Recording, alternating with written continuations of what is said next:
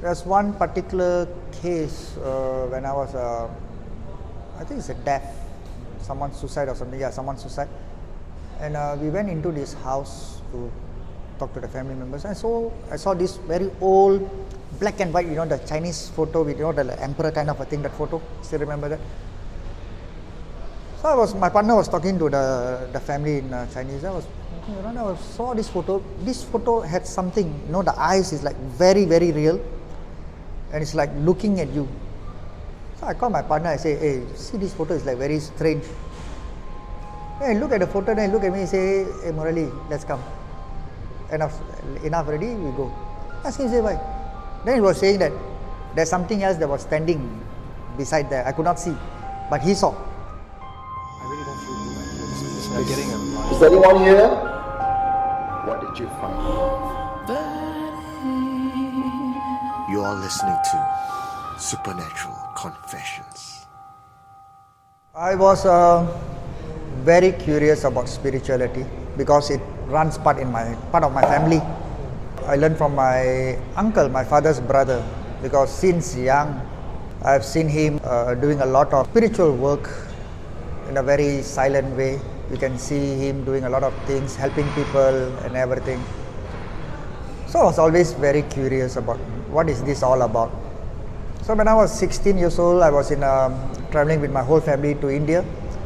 My guru, he started to explain to me about temples, about rituals, the importance of it, the science of it, most importantly.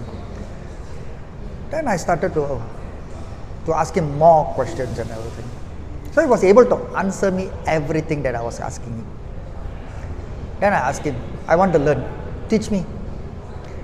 Then he looked at me and laughed. He said, you have to wait till I get permission from his gurus and everything.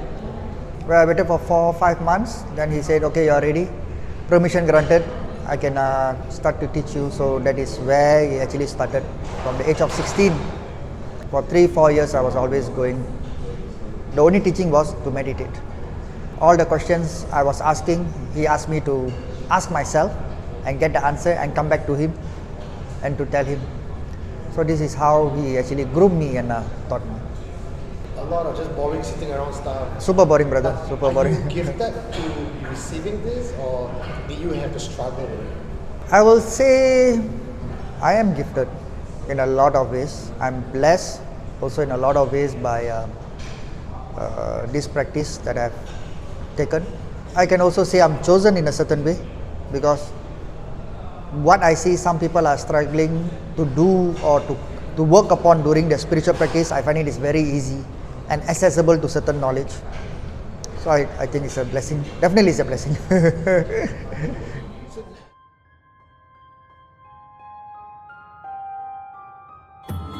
Hindus believe in reincarnation. Each rebirth is determined by the karma that you accumulate from your previous life, but it can also be affected by Hindu notions of purity. But there is a sect of Hinduism called the Aghori, challenging the very fabric of Indian society.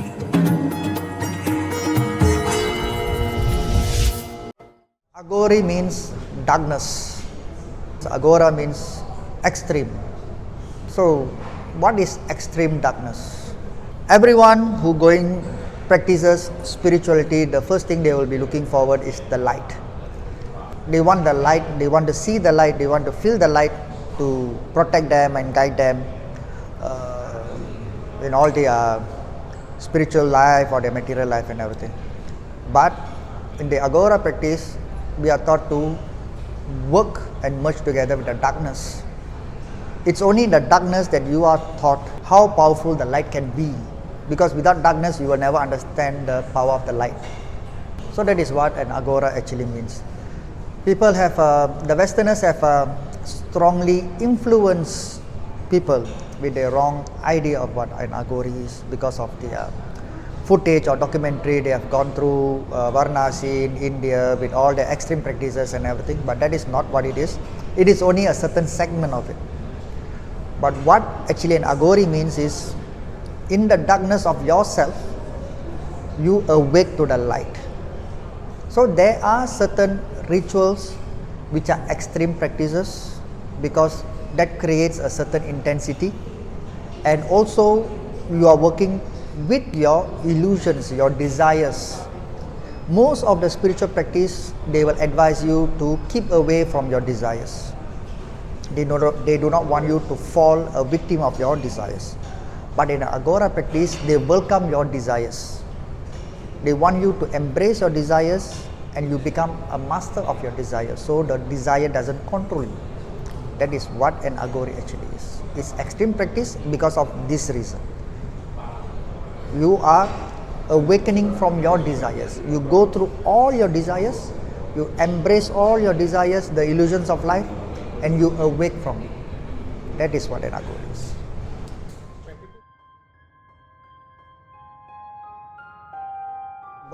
There's no sign-up course. I actually did not go and find an Aghori guru or someone to say that I want to become Aghori. No. Those guys, they actually came and find me when I was in my ashram in India, calling out by my name, saying, "Hey, Murali, come here." They say, "Who the hell are you? How do you know my name?" Then he just opened up his book. He said, "I have your name 6 months ago in my diary." And his guru, my Aghori guru's name is Jwalanath Baba, and his guru, Rutradev Baba, had sent him to find me in the south on a particular day in the month of May, on the full moon, knowing that I will be there. So he could see the future, that where I was, where I will be. And they find me and say that this is supposed to be yours. You are chosen for it. You have to sit with me for the initiation process.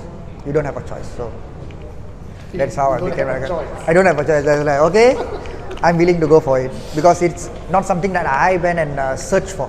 No, I was actually in my ashram and doing my own things, and they came and looked for me. So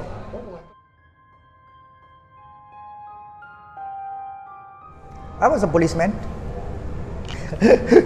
Now I'm catching ghosts, and those days I was catching thief. Same job, but different bosses.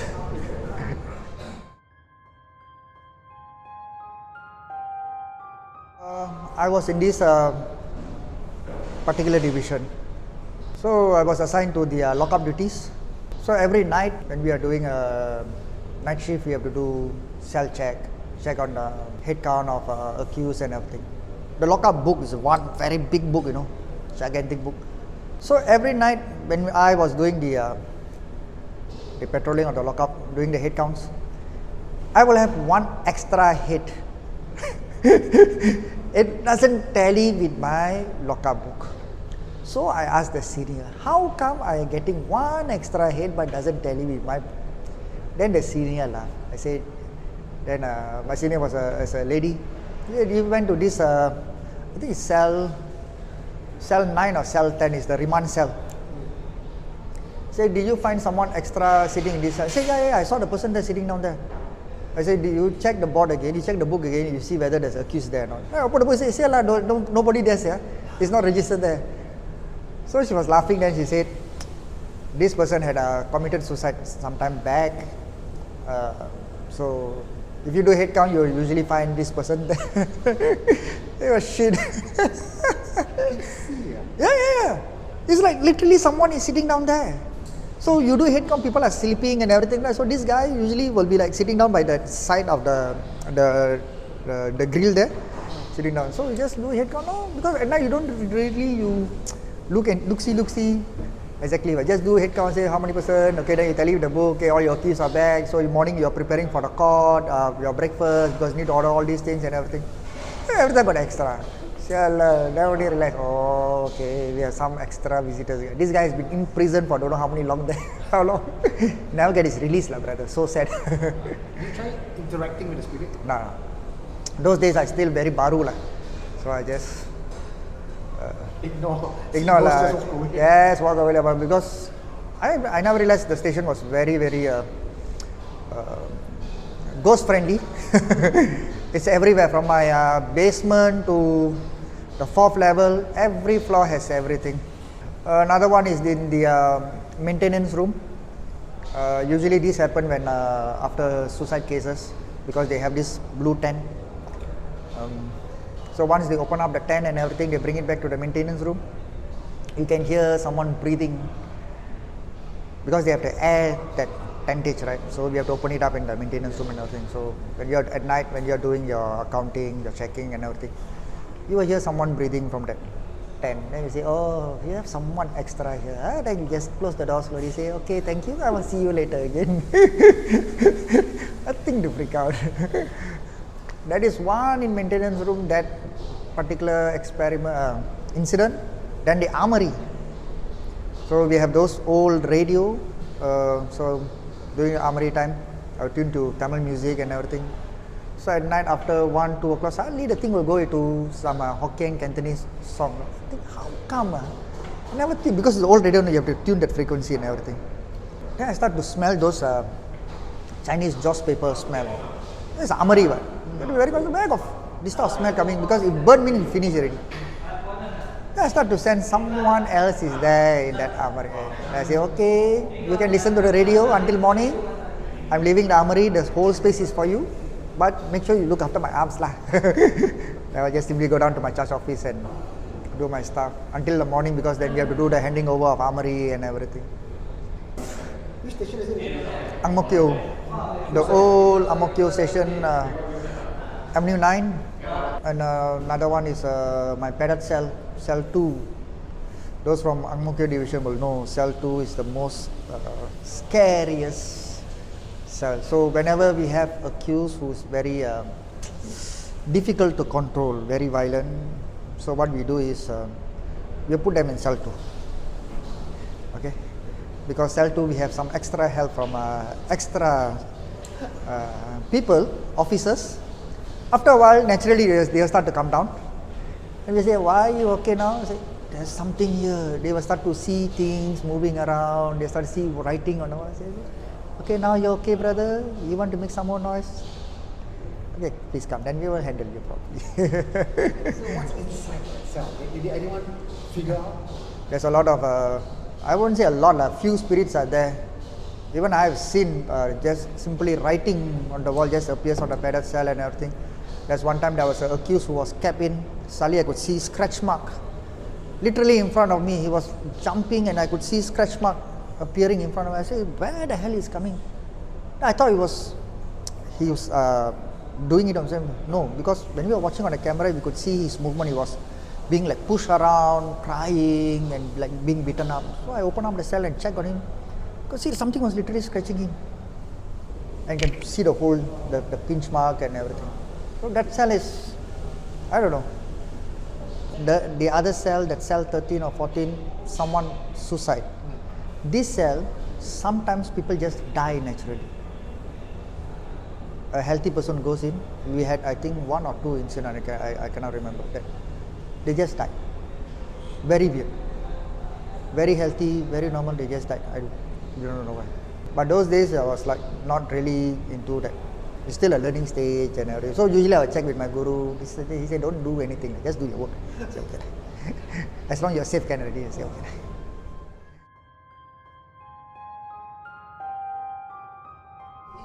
Is there like the most dirty part of Ang Mo Kio? Like the police people, the patrol, they will all know, Ang Mo Kio, this part is the most haunted. Nothing like that, but it's usually happened during the 7th month. We all know because our watch officer will say 7th month coming, so expect swimming pool will have cases, death cases. I do not know why, but it just happened across all the neighborhoods. Death, suicide, drowning. Drowning especially. Swimming pool. We have, I think I have incidents where we attend to swimming pool where someone being pulled, they feel like they're being pulled and everything. And they don't know who. They thought someone else was there, so they called the police and everything. But we checked that CCTV, no one was there. So this type of things happen. But I do not. I have one particular incident. This happened somewhere in Boon Lay area. It's an expat family from India. They call to say that they're having some kind of poltergeist incident at home. Things are moving, things are being thrown. And then I say, this only happened in Hollywood lah.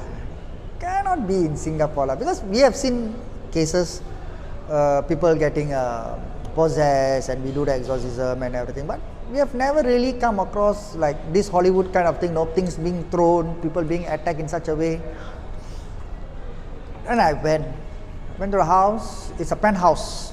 Okay, they were really terrified. They were really shivering, the family. They said that they could not sleep that night. They left to the hotel, and even in the hotel they were experiencing these things were moving and everything. So I was wondering, really, such things happen? Sekali from the kitchen, one cup fly. There's like, what? I could see that spirit, that dark energy was literally like moving very fast. No? So shit, this thing is real. This thing is really strong. Was running up, closing the door, slamming, throwing things and everything. It's really the first time I'm coming across this. Because usually we come across with spirits in someone's body, we can do the cleansing because the vessel is already there. So capturing of the thing, cleansing the thing is easy because the vessel is already there. But this is, it doesn't have a vessel. It has a vessel of its own. It's working on its own dimension. It's not within that human frame's dimension. So it's like, I was trying to read and understand how to capture these things. It took 2 days. I did fire ritual, I did mandi bunga, cleanse the house, whatever mantra. I think most 3-4 minutes, the spell, my protection breaks. I was like, wow, this guy is really smart, very powerful. And then I had this idea, I have to go in between worlds, in between 2 dimensions, because this is something that come from another dimension. It is not a kind of spirit from our spiritual realm. It's from another dimension, a totally different dimension. Why it came is because their daughter accidentally stepped onto a portal. Someone has opened up a portal, or a portal was already there. She had accidentally stepped, and this thing followed her back. So I had to bring it back. So I have to go into a different kind of a dimension. One way is in between 2 doors, in between 2 rooms. Okay, the room and the hall. There's this what do you call that? A door, that door frame. So I stand in between there, chanting with waters on both areas. I spill water in both areas to open up a certain portal. So it's like I'm in between 2 worlds, in between the earth and the other dimensions. And when I do it, mantra to capture the thing, that was when it was able to capture the thing. So I'm using a lime and I use my tirusul to lock it up. And boy, the whole tirusul was just moving this way. So I was holding the energy of super strong and say, now we have to go to seaside to get it off. So we left. So you're holding on to that jinzu and the line throughout that Yes. to see. What happens if it comes out? It just releases? If it comes out and it gets releases back, and we will have a hard time to capture the thing. You follow the daughter again? Yes. Whoever opened up the portal or whoever stepped onto the portal, because she's the key. It's like the Ghostbuster movie, the gatekeeper and the key master, is kind of a thing, is the same whole shit. Are you the key master? The entity was like this. It is just smoky dark, black.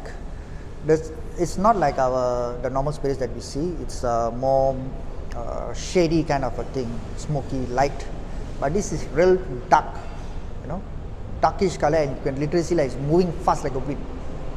This is one hell of an experience. That at that moment I was thinking how to capture this thing, because it's from a different dimension. So either we use a mirror or water. So you need to think fast, act fast.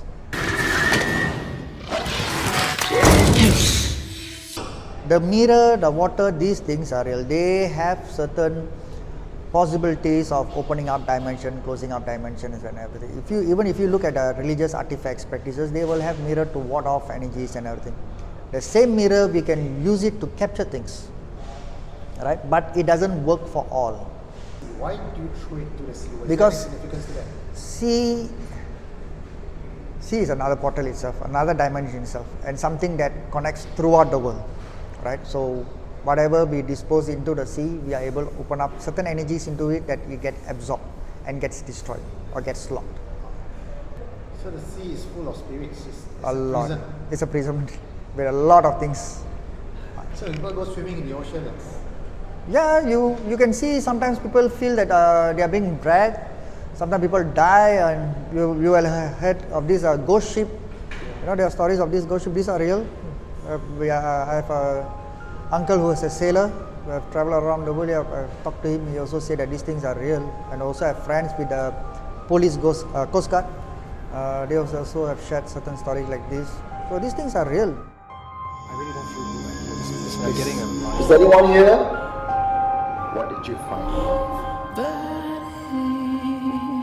You are listening to Supernatural Confessions.